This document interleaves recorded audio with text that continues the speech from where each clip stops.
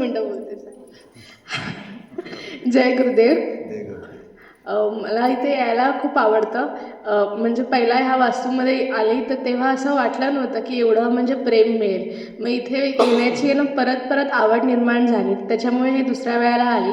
पहिल्या वेळेला आलेली तर तेव्हा मी खूप डिप्रेशनमध्ये होती आणि त्याच्यामुळे स्टेबल झाली. तर त्याच्यामुळे परत यावंसं वाटलं आणि परत आली.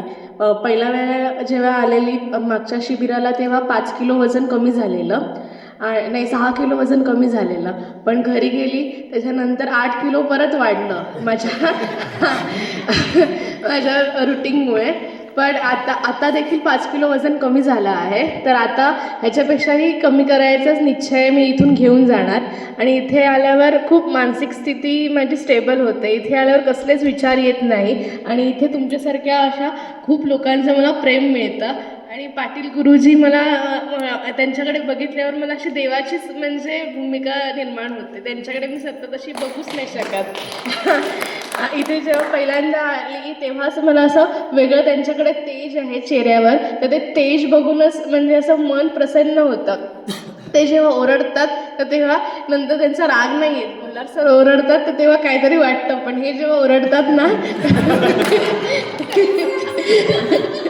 पण तेव्हा ना असं काही वाटत नाही. असं वाटतं की आपलेच आहेत ते. आणि एवढं म्हणजे त्यांच्याबद्दल असं मला खूप वाटतं. असं काय सांगू, असं एक्सप्रेस नाही करू शकत. ते ओरडतात मला पण त्यांच्याबद्दल मला काय वाटत नाही. ओरडल्यावर असं ओरडा खावासा वाटतो. त्यांच्याशी बोलताना ते बोलतात ना जेव्हा माझ्याशी तर तेव्हा ते नेहमी स्माईलच करत असतात. तर त्याच्यामुळे मला खूप आवडतं. आणि गोल्हार सर जेव्हा ओरडतात तेव्हा ते प्रेमाने ओरडतात ह्याची जाणीव होते. तर त्याच्यामुळे त्यांचं पण मी मनावर नाही घेत. पण ते ओरडतात तेव्हा लक्ष देते. हे ओरडतात तेव्हा एवढं काही वाटत नाही. आणि गुल्हार सर मला खूप असे मला वडिलांसारखेच वाटतात. त्यांनी पण मला मानस मुलगी म्हणूनच बोलतात.